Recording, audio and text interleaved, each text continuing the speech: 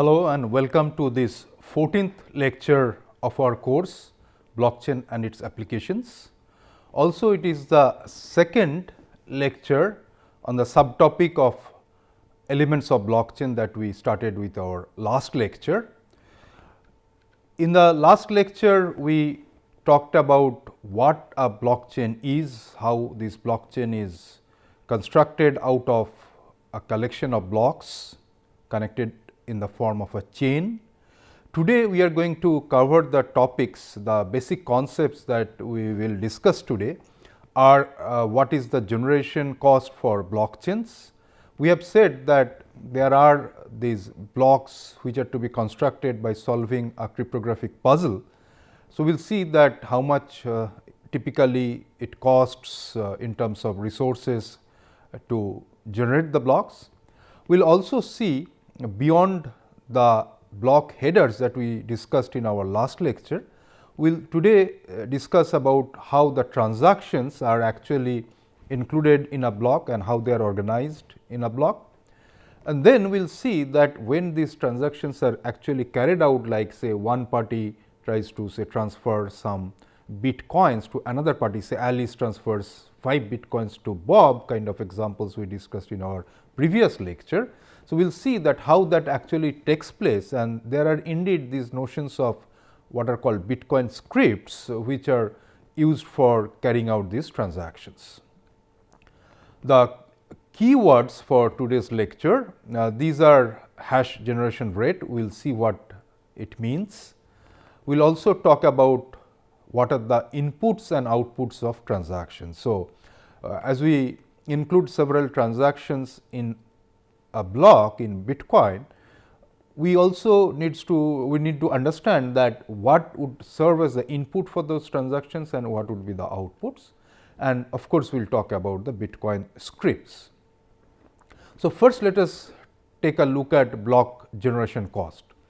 So, with a quick recap of what we discussed in our last lecture and in the previous lectures on the basic cryptographic primitives, we said that the heart of this security in creating blockchains like Bitcoin is the notion of that puzzle solving that we have seen. And what was that puzzle solving? For generating a block, we have to combine a number of transactions in the form of a Merkle tree, the root hash of the Merkle tree along with other components which we discussed in our last lecture. Those are to be combined, and there is this piece of puzzle which was that nonce, so that the total hash of all these components including the nonce would satisfy certain requirements. We have discussed that in detail in our previous lectures. Hence, this puzzle solving, that is determining a nonce with the required number of leading zeros, is a computationally expensive step, which is to be done by certain special nodes. I mean, that special means anyone can possibly do it, but as we will quickly see that it is not so easy to do it computationally, but anyone can possibly do it to generate the blocks, and that nonce that would satisfy the requirements of the number of leading zeros, that is also included in the block header in every block of the Bitcoin network. So, it means that someone will have to spend some computational effort and resources and also of course, cost in order to be able to generate that nonce, and in effect we say that be able to solve the puzzle, which also means that anyone would be able to now generate a block. Okay. So, if you remember that the example we took where in the website that is associated with the book that we are often referring to. So, in that website we had given this option that say this is the input message and this is the number of zeros, and then we have to figure out what would be the value of the nonce. And if you remember that for even asking for say 5 or 6 leading zeros, it was searching for a very large number of such possible integer values, and then it could actually get a proper output, that is the hash value that satisfies requirements. So, in our very last lecture, we also discussed that number of leading zeros is not 4 or 5. So, there could be some 16, 17 such leading zeros, and determining nonce that when combined with the other components of the block header would result in a hash with that many number of leading zeros, that is expensive, and this expensive is very high. And if you see now in this particular slide, what we are saying is that typically the energy efficiency, meaning that the cost of generating these hashes, it is about 100 joule per terahash. And it is not that you can do it on your laptop and just try out your luck and get the nonce that would satisfy those requirements. So, actually some special purpose hardware, so these are like that what are called application specific hardware for Bitcoin mining. So, this type of generation of blocks is called mining. So, that can perform about 750 terahash per second. So, if you look at this particular example, what we mean by ASIC hardware. So, there indeed would be lot of different sites where you will get more details. So, this is one typical site which talks about the ASIC hardware, and then there are special purpose these servers with different names, and they are not very cheap. So, they are pretty expensive, and it is not really very easy to individuals to afford to get this, but these are the types of hardware which are indeed used for generation of blocks. I wanted to give you some idea.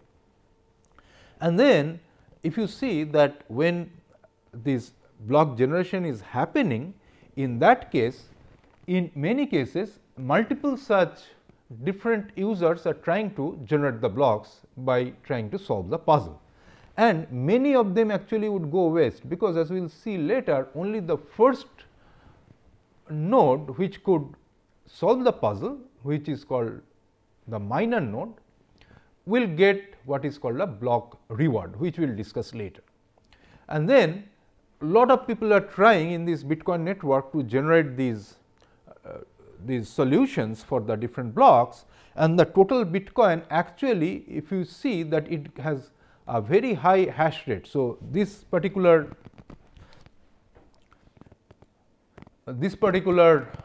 figure gives you some idea about what it looks like. Okay. So, if you look at it, that over a period of time, the total hash rate of the Bitcoin network, that has been increasing, and if you see today, if you look at the values here, so it is about 150 million terahash per second. So, that is a huge amount of computation that is going on in order to ensure that the blocks can get generated in the Bitcoin network. And many of it actually goes waste, because only one of them will succeed, or the first one to succeed will get the reward, rest of them will not get any reward at all. So, this network, overall this Bitcoin network consumes a huge amount of electricity annually, and there are some figures, and these figures vary a lot, because nobody really knows the exact amount of energy that is being spent, because people are trying, and that might not generally get accumulated and added up in the statistics that we see, but some typical values are that the average household in Germany of 4 people consumes something like this 4,000 kilowatt hours of electricity, this energy per year. And so, you see that this amount of energy that is being spent in this network, that can power up to somewhere around 20,000 households. So, this is a huge amount of energy that is being spent. And then, as I said, that because it requires these types of specific hardware. So, you and I, we individuals will not be able to compete with people who have that kind of hardware, and indeed it is not just individuals, but actually these are different such companies which come up with this concept of what we call pooling. So, if you look at this one, again I am referring to the real BTC.com website, where you are getting these different blocks that are getting added to Bitcoin, and in real time. So, we can see one which was added, say today we are talking about say a few minutes back, maybe 20 minutes back, one got added, and if you see that it was generated by these what are called pools. We see one called F2 pool, and then Ant pool and Mara pool, and all sorts of these different Binance pool. So, these are all some consortium of these nodes who pull in their resources, and that is why they are called pools, and they are the ones who can finally end up actually being able to generate the blocks. So, that means that overall it indeed needs a huge amount of resource and computation power, which is spent for generating the blocks in a Bitcoin. And so, this actually of course also ensures the tamper proof operation and in terms of honest nodes. So, that means that if there are most of the nodes which have the computation power, they are honest, then the Bitcoin network will actually be working as expected. So, that means that it is more about that the majority of the computation power should be available in the hands of the honest nodes. So, that is the principle on which this Bitcoin network works, and for that matter many of the other blockchain networks. And then what happens in each of the nodes in blockchain in Blockcoin, what we have is that these are the so called peer nodes, and each of them in the blockchain network including Bitcoin maintains a local copy of the blockchain. So, you and I can also join this network, and then you will get the entire say Bitcoin network, all the blocks since the very first block, the 0th block, and then the size is not very high, it is about of the order of some 350 GB, and in our own machines we can actually have the entire network available.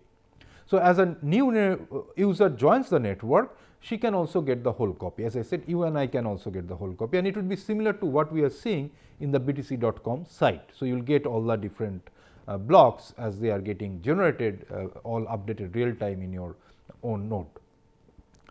So, all the replicas need to be updated with the last mine block. So, as and when these blocks are getting generated, you can see that simply it is that new blocks are getting generated, and if we look at these blocks, we see that the very recent block that got generated is available in front of us, and if you see this lecture later again, you will see that more got added, and if you have your own machine acting as a node in the Bitcoin network, you will also be able to see these ones in your local machine. And then they are updated and they are to be consistent, means all of them should have the latest copy of the Bitcoin network. So, the blockchain at different peers need to be exactly similar. Every peer node would be having the same look and same information about the blockchain network. So, that is the whole idea. Now, we come to the transactions in a block. So, if you remember, we said that a block has got the block header part and it has got a collection of transactions. Okay. So, the transactions are organized as a Merkle tree. Remember what a Merkle tree is. So, this is the same figure we had used before. So, these transactions now that we are talking about, these transactions are actually these ones. Okay. These are the transactions, and if you remember, we said that this will be organized in a Merkle tree. So, we are doing a quick recap of that, and for each of these transactions we first generate the hashes. So, I have H00, H01, H10 and H11. This H00 and H01 are combined into H0, H10 and H11 are combined into H1, and now H0 and H1 are combined into the root hash. And if you remember the way we did the verification of a block hash, there we had to enter out of those 6 different components which were used to compute the block hash, one of that was this Merkle root. So, that indeed is this root hash that we are talking about. So, that is what we need to understand in order to be able to appreciate what we are having here. Now, I am going back to the previous slide. So, these transactions are organized as a Merkle tree. The Merkle root is used to construct the block hash, as I mentioned. So, if you change a transaction, you need to change all the subsequent block hashes. So, and that makes it really difficult, and as we have said that it takes a lot of computation power. So, the difficulty of the mining algorithm would determine the toughness of tampering with a block in a blockchain. Now, if we see the transaction in a block, how they are organized, once again if you are not able to exactly follow what is written here, because maybe the font size is not very large, and I tried to take one sample example from the real Bitcoin network. So, what I will do is that I will simply go to the Bitcoin network here and say I click on the latest block that I see here, and if we see that the latest block is block number 7040048, and when you are going to access the btc.com site and go for this Bitcoin network, you might see the more recent one would be something which is having a number later than this. But say I click on any one of those blocks and I will be able to see how these transactions are organized. So, I clicked on say first block. So, let me go back again. What I did was that I clicked on this block number 7040048, and then again, if you remember, in the top we see the block header information, including at the very beginning we have the block hash, which has got the required number of zeros. It has got other metadata in the block header, and then if we see the transactions, now you see the transactions listed out here. So, this part up to this is the blockchain, this particular block header, and then we have this collection of transactions, and there are 2309 transactions in this, and each of these transactions is organized one after the other here, and for each of the transactions we also have its particular, if you see the hash of it. Okay. So, each of these represents the hash. So, this is the hash of the first transaction, this is the hash of the second transaction, and so on and so forth. So, you get so many such transactions, and if you remember that the total size of the transaction should add up to the maximum size of the block. And now, what we will do is that we will take a look at more details about these transactions. But first thing to note is that each transaction has the hash like is shown here. Okay. So, now we go back to this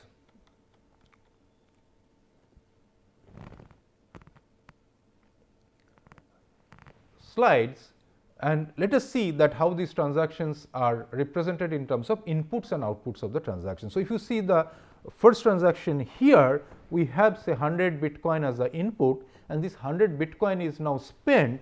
Whoever is the owner of these 100 Bitcoins, so spends 40 Bitcoin to one other users and 60 to another user, and then the user who got 40 then spends 30 Bitcoin to another user, who again can spend 10 and 10, and likewise the one who got 60 can spend 50, and then it goes to the next one and next one. So, we have these transactions 0, 1, 2, 3 and 4. So, what happens is that if say any user, say here this particular user who got the 40 Bitcoins and spends the 30 Bitcoins, the remaining 10 Bitcoins remain with that particular user, and likewise that this user who got the 30 Bitcoins and spends 10 and 10, then total spent is 20, and this user returns the remaining 10 Bitcoins. So, that is how these transactions are actually done. Now, let us next see that like this previous example. So, this was Alice, and Alice had 100 Bitcoins, and Alice spent 40 Bitcoins on Bob. So, Alice basically transferred 40 Bitcoins to Bob. It means that Alice carried out a transaction for which the input was 100 Bitcoins and output was those 40 Bitcoins, and these 40 Bitcoins are to be paid to Bob. And that is what we are showing here, that here on the left we have Alice and on the right we have Bob. So, what is important is that Alice will send these 40 Bitcoins like was shown here, say assume that this is indeed Alice, and so this is Alice and this is Bob. So, Alice is spending these 40 Bitcoins to Bob, that means Alice is carrying out a transactions which should show that first of all Alice indeed has sufficient number of Bitcoins. So, she is having 100 Bitcoins. So, let us assume that this 60 Bitcoins has not yet been included in any transaction. So, first transaction that Alice is making after she got these 100 Bitcoins as input, the first transaction is that Alice is now paying these 40 Bitcoins to Bob. So, that is the first transaction. So, for that first transaction, the input would be those 100 Bitcoins and the output would be those 40 Bitcoins. So, let us see how this can be actually done. So, what we will do is that we will look at this particular example where we see Alice on the left, and Alice is spending these 40 bitcoins and sending them to Bob.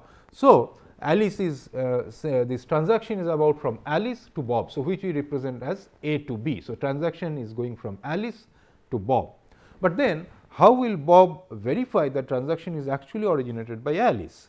And as you now well understand based on our discussions on basic cryptographic primitives, is that the notion of digital signature would be used. Okay. So, what Alice would do is that Alice would send the public key along with the signature. So, of course, it will be this transaction that which is this A to B, this transaction, and then this, if you see that it is signed, S A is signed with the private key of Alice, and then the public key of Alice would also be sent to Bob. And if that is done, then what can Bob do? Bob can now see that gets this part and can verify, because if Bob now decrypts that signature with the public key of Alice that has been sent, then Bob will get back the correct transaction. So, then Bob would be convinced that indeed it was sent by Alice. Okay. But then what are these transactions? So, these transactions are not just like these signatures as we were talking about, that was more for our initial understanding that we have to make use of digital signature in some form, but indeed what we do is that in Bitcoin that we transfer what are called scripts. So, these scripts, as we will see in detail, are the ones which could convince Bob that indeed Alice was sending those 40 bitcoins to him, and later on when Bob tries to spend those 40 bitcoins on somebody else, like the example, if we consider that if this was Bob in the middle, as we can see here that Bob is the this one in the middle, as we talked about the second from the left on the top, and then when Bob is trying to spend these 30 bitcoins out of his 40 bitcoins, Bob also will have to convince that indeed he owns those 40 bitcoins, and it should not be a case that Alice had sent it to say Carol and Bob somehow got hold of it and now trying to spend 30 bitcoins out of it. So, Bob will also have to convince to the next party that indeed he was the person to whom these 40 bitcoins were sent by Alice. Likewise, for the first case when Alice was spending these 40 bitcoins to Bob, Alice also had to prove that those 100 bitcoins were indeed owned by her. So, all these are to be proved from one party to another as these bitcoins are moving from say Alice to Bob and to Carol and somebody else. So, as we said that this will be done through the use of what are called scripts, and these scripts, as we will see, these are called script pub key and script sig. So, when Alice is sending these bitcoins to Bob, Alice will be using this script pub key to ensure that it can only be decrypted using the public key of Bob, and public key of Bob, I am sorry, you can be decrypted with the private key of Bob, and the private key of Bob would only be known to him, and that is what forms this what is called script sig. So, script pub key is used for transferring the bitcoin from say Alice to Bob, and when Bob is making use of it, Bob will be using this notion of what are called script sig. And as I said that Bob will be able to spend the bitcoins only if the two scripts together return true after execution. So, these are scripts which can be executed. So, we will see what it means by executing the scripts in detail, and the scripts, they are simple, compact, stack based and processed left to right. So, these are some very simple type of language. So, these are scripts means that these are to be actually used in the context of a machine being able to execute those. It is not that the script will be actually looked into by any human being and seen whether it is correct or not. Instead, whatever will be done, as we said here, that Alice will be using the script pub key to generate the transaction to be sent to Bob, and then Bob, when is using say 30 bitcoins out of those 40 bitcoins, Bob will be using the script sig. So, these two pieces of script will be working together, and this working will be done not manually of course, but they will be done through a particular process that we will discuss in detail in our next lecture. But in this lecture we would like to introduce the notion of these scripts. So, these are some simple stack based languages, and it is very similar to the Forth language, and this particular language that we talk about, this is not Turing complete. So, it does not have loops, there is no halting problem. The whole purpose is that because this is going to be run not in any centralized server or not in anybody any particular user's personal machine where they can look into the problems, and it is not like your say a C language where you can have loops and which may not terminate and those things. So, you would like to avoid those types of issues, and that is why it is a very simple language. It does not support loop, and it is meant in such a way that usually will not end up in such types of situations where the script execution does not complete, and if it does not complete, then those bitcoins which have been transferred from say Alice to Bob will be hanging in there somewhere, not that Bob can make use of it, or Alice might not be able to take it back, and those problems will occur.